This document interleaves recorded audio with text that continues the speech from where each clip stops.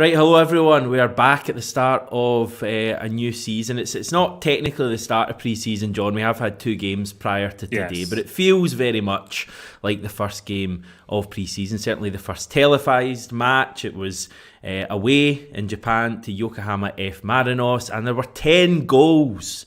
6 of them going against Celtic. All 6 from pretty poor defending, probably.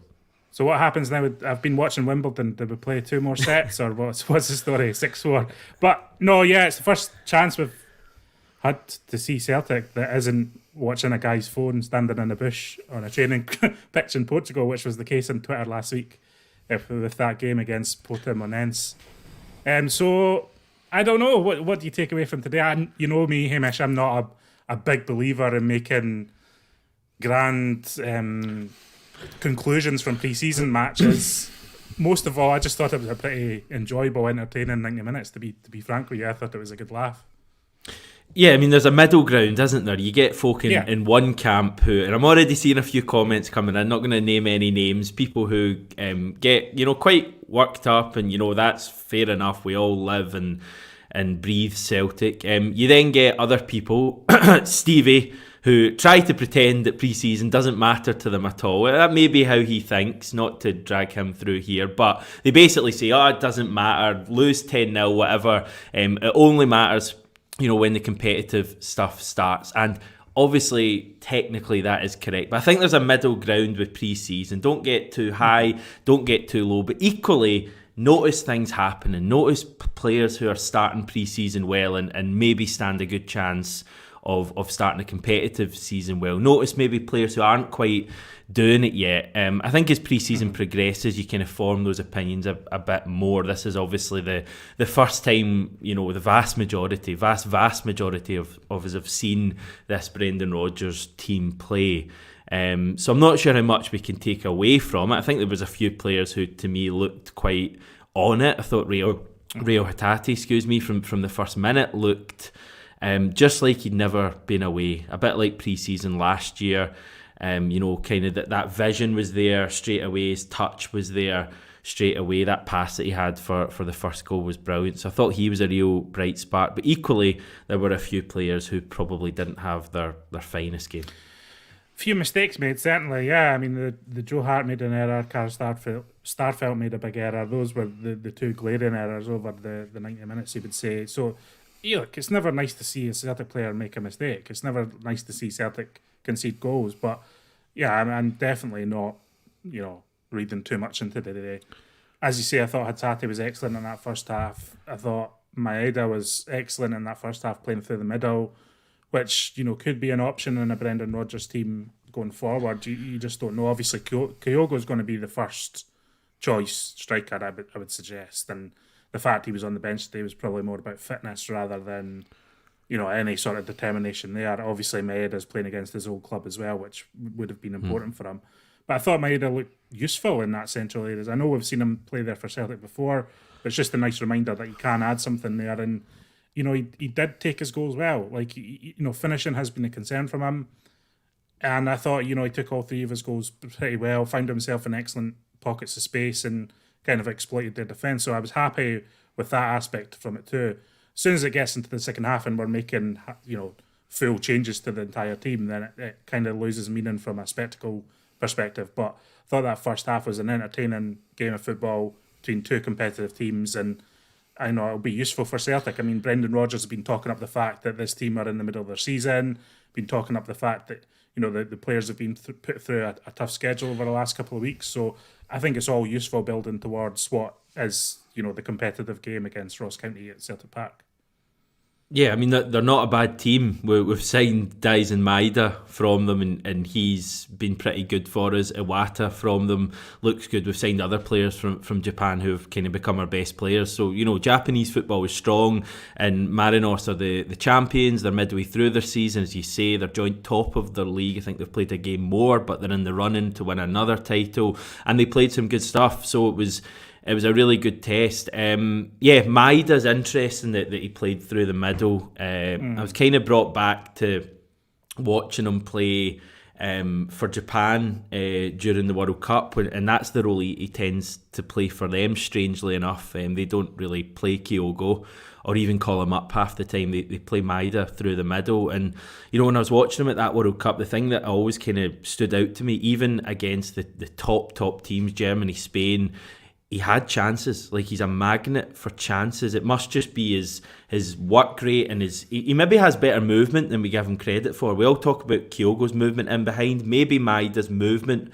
in behind is much better than people realise, but he gets chances, and he had so many chances in that game. He scored 3. He had one McGregor kind of clipped over for him in the second half that he could have scored. He had another one in the first half. So yeah, I think it could work, him through the middle. The big thing going through my head is, what kind of game time would he get through the middle, because Kyogo's obviously there and O's there as well, and O, to me, I think the guy is going to be excellent this season. I just think he's got the right attitude, the right touch. So strange in a way that he didn't play off the left today, Maeda.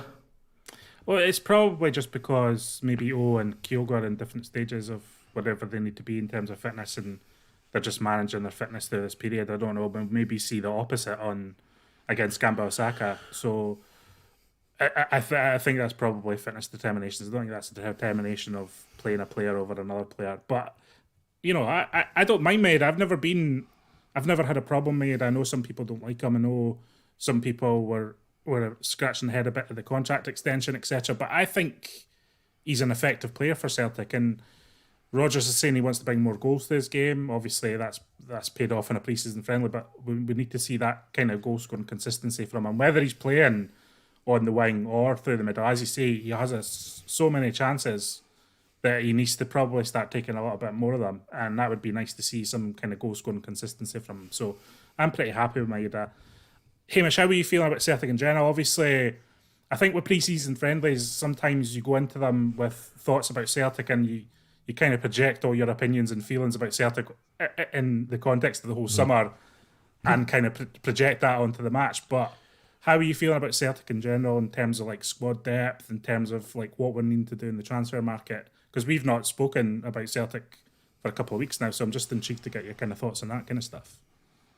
Yeah, I would be lying if I said I wasn't a little bit underwhelmed by the summer so far. I think with Rodgers coming back to the club and the kind of hype around that, I was expecting more business to be done earlier. Now I'm not generally worried about business getting done. I think we will sign what we need, or certainly the vast majority of it, by the time the window closes. But I kind of was expecting a few more players to be in by this stage. Now, I was chatting to someone yesterday about it, and we had a conversation whether we're perhaps getting a little bit spoiled as supporters, in that we have signed 4 players. I know 2 of them haven't been announced yet, but they're as good as done. The 2 South Korean guys, and obviously Tilio and Home as well. And it is only the 19th of July, and we've signed 4 players, so maybe there's an element of that, but also I think with Rodgers coming back, the big thing I think that people want this summer is kind of big statement of intent signings. Certainly a couple of them. Big money being splashed out. I know that's never a guarantee of quality, but you obviously stand a better chance. And I think, with these big financial figures that we're led to believe are coming, and the money we've brought in for Jota and Champions League football again, and Brendan Rodgers obviously coming back for a reason, I think we are all expecting a big summer, and I don't think we've seen it yet. There's been a lot of chat about project players, and I think all 4 players effectively that we've signed so far fit that mould. So I would certainly hope for a few more established players on top of that. I think the squad needs it, if I'm honest.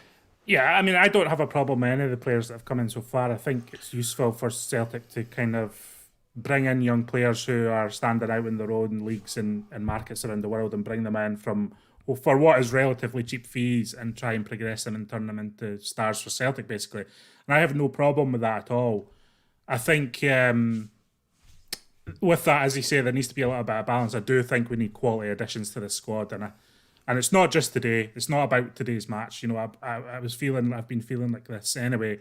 But I do think we need to bring in another quality defensive option to compete with Carter Vickers and Starfelt. Now, Carter Vickers changes that defence for me.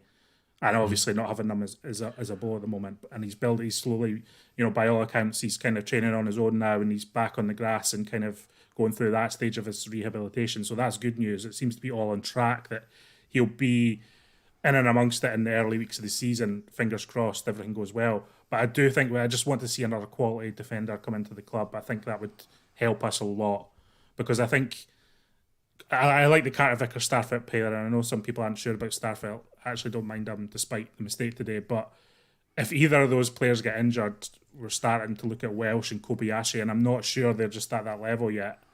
And I would just really like to see another quality player come in that respect. And we'll see what happens in the rest of the window. And, again, a lot of it might be retaining players. Like, as you say, the thought of losing Hatate is criminal at the moment. Like, I really want to keep Hatate. I really actually don't want to lose any of our big players from last season now that Jota's gone, because I think if you start losing 2 or 3 of your key players, suddenly the identity of the team starts getting lost along the way a little bit. So I'm just hoping to retain all of our main players, add real quality in a few positions. I'm talking defensively mostly, and then hopefully maybe a player of real quality to replace Jota on the wing as well. And then I'll start to feel a bit happier, and we can start pursuing players later in the window. But I feel like those are big priorities at the moment. I'd rather see the club get moving on it sooner rather than later. Yeah, I'd agree with that. And I think, on top of the fact that, no one's been signed yet, there's not really been anything to get our teeth into, even in terms of reports. I know there was the one last night about Ferreira, I think he's a left winger at Grêmio in Brazil, and I looked, the kind of compilation online, and he looks quite similar to Jota. He looks like a player that will get the fans off their seats and all of that kind of stuff. So that kind of signing 100%.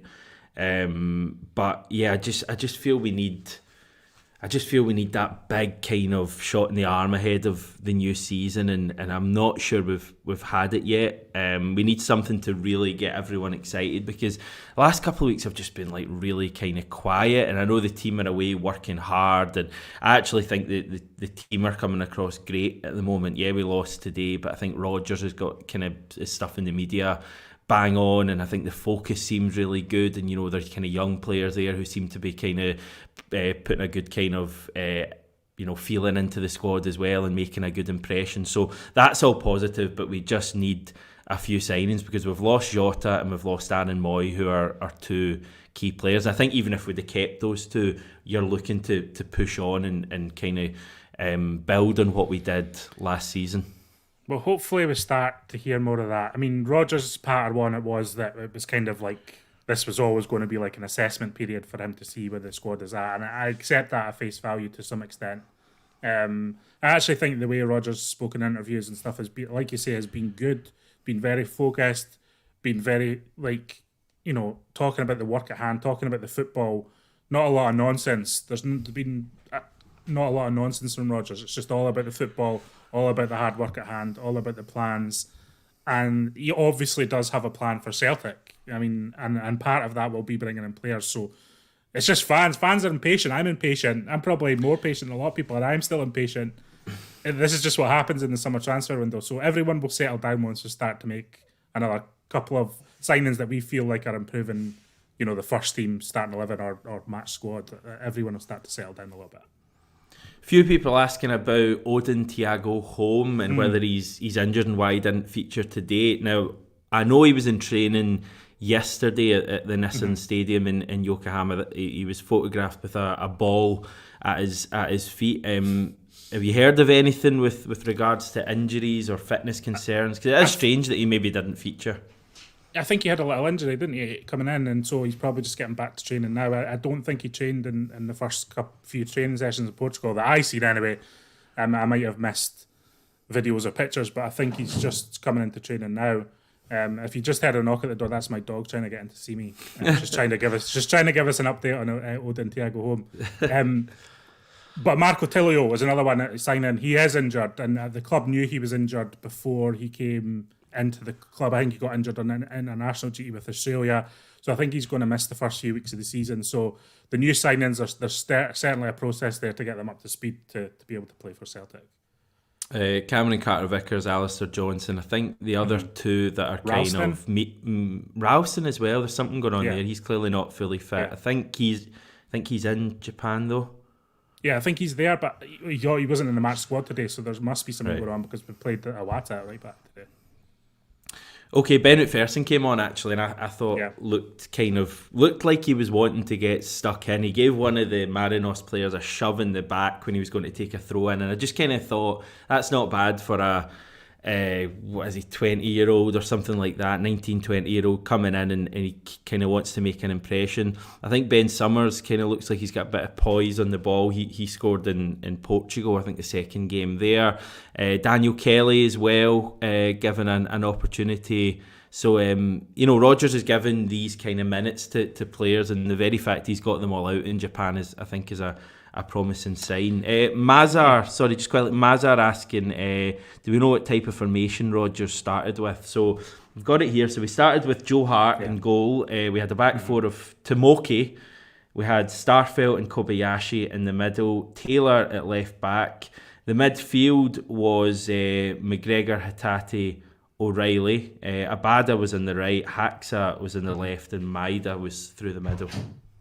Yeah, there wasn't a great change in shape from last season. McGregor was a bit deeper. O'Reilly and Hatate had more license to move forward. It was interesting. Abada was good today, and he was making good decisions with the ball in possession, which something that you perhaps could say that he hasn't done a lot of during his time at Celtic. He's a really good finisher. He's been scoring a lot of goals. He's getting himself into great positions. But in moments today where he had time to think about it and distribute the ball, I thought he did that really well today. So I was pleased with what I've seen from Abada, and then Haksabanovic is still coming into the team as well. And I think Haksabanovic still needs to prove himself, so there's a lot more to come from him, hopefully. And we'll see. But yeah, the formation, no big surprises or tweaks that you would consider massive tweaks from last season. So yeah. Yeah, I mean, just kind of thinking out loud, were we trying to get the ball forward quicker at any stage, like over the top to Maida? I know we did that a lot last season, but I just felt like there was a lot of that in the first half, a lot of looking over the top for Maida, and it came off like 2 or 3 times as well. So that might be one to watch. The team are now off to Osaka, on the which bullet is train. a good. They are the bullet train. It's 500 miles, I think. So I wonder how long that will take. I think it only takes a couple of hours or something. It's something mental. It takes like 3 hours or something. 15 minutes. Yeah, 15 minutes, yeah. But yeah, they're away on the bullet train, then they're coming back home, then they're off to Dublin, then they're coming back to Glasgow to play Athletic Bilbao, and then it's Ross County on Flag Day. So we've got matches every few days now, pretty much until, well, whether it's friendlies or competitive games, matches every few days until the next international break, really. So it's going to be busy. It's going to ramp up, and I think, as I say, that'll make everyone feel a bit more positive and happy, because when there's silence and an absence of news, then the vacuum just gets filled with anxiety and problems, which is the way of the modern world these days, I think. So I'm glad that Celtic are officially back today, and that we get to watch them progress through this pre-season. Yeah, I think every game now is on Celtic TV between now and the start of the season. I think the Bilbao game is maybe only overseas, but obviously you can go along to Celtic Park. So, you should be able to see every game, and we've got 3 more to come, and we are only 2 and a bit weeks away from Flag Day. So hopefully some kind of improved results before then, and some signings in as well. Right, will we head off then? I think so, yeah. I mean, today it's all about building. That's what the message will be from the team as well. So we don't need to read too much into the day. Couple of errors, never nice to see. Couple of good goals from our end, it's pretty good to see. But apart from that, thought it was a decent 90 minutes that we'll all forget about in 24 hours. I've already forgotten about it, John. I'm moving on. Right, thank you everyone. We'll be back soon. Take care.